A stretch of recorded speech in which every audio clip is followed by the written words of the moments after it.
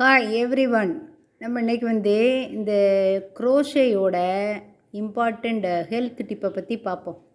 நிறைய பேருக்கு என்ன சொல்கிறாங்கன்னா ஸ்ட்ரெஸ்ஸுங்கிறாங்க, அடுத்தது ப்ரெஷருங்கிறாங்க, சைக்கோசோமேட்டிக் டிஸார்டருங்கிறாங்க, ஜாயிண்ட் பெயினுங்கிறாங்க, என்னெல்லாமோ சொல்கிறாங்க.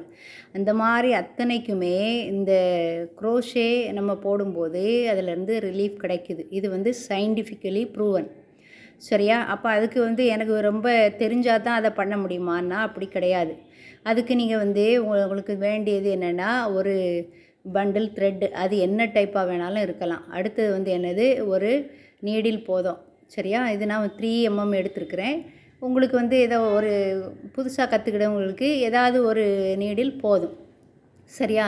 இதை ஏன் நான் ஸ்ட்ரெஸ் ரிலீவர் அப்படின்னு நான் சொல்கிறேன்னா, இந்த குரோஷேயில் நீங்கள் என்ன டிசைன் போடுறீங்களோ அந்த டிசைனை போட்டு முடிச்சுட்டு, இப்போ சப்போஸ் நான் இப்போ சொல்கிறேன் பாருங்கள், இது ஒரு டிசைன் பண்ணியிருக்கேன்.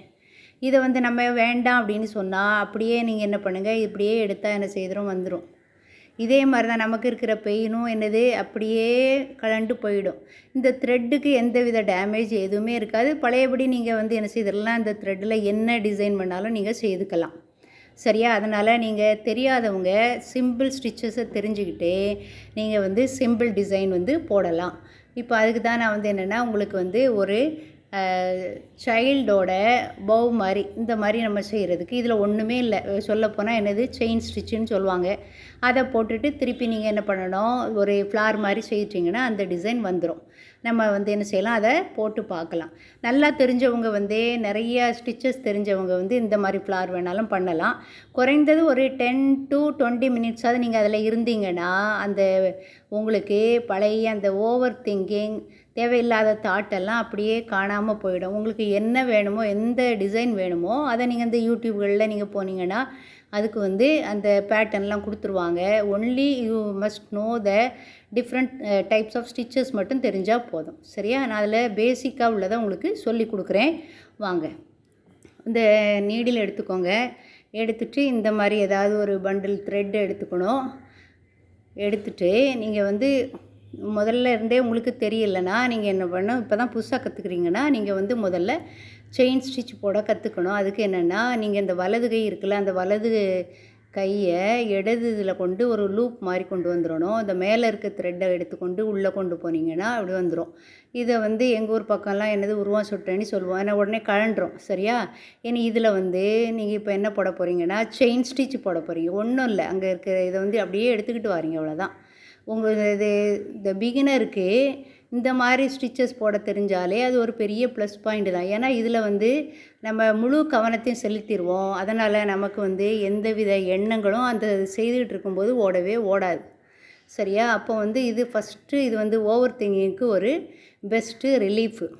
அடுத்தது இதை செய்யும்போது வேறு எதையும் நம்ம நினச்சிக்கிட்டே இருக்க மாட்டோம். அதனால் தாட்டு குறைஞ்சிரும். அதனால் ஸ்ட்ரெஸ்ஸுங்கிறது இருக்காது. திருப்பி இப்போ எனக்கு ப்ரெஷருனாலே என்ன சொல்கிறாங்கன்னா, ஒரே இதை திருப்பி திருப்பி எண்ணிகிட்டு இருந்தோன்னா அதுதான் ப்ரெஷருங்கிறாங்க. ப்ரெஷருக்கு நம்ம என்ன செய்வோம், மாத்திரை சாப்பிடுவோம், சால்ட்டை குறைங்க, அது குறைங்கம்பாங்க. இது செய்கிறதுனால இது ரிலீவ் ஆகுன்னு சயின்டிஃபிக்காக ப்ரூவ் பண்ணியிருக்காங்க. இதுதான் அந்த செயின் ஸ்டிச்சு. சரியா?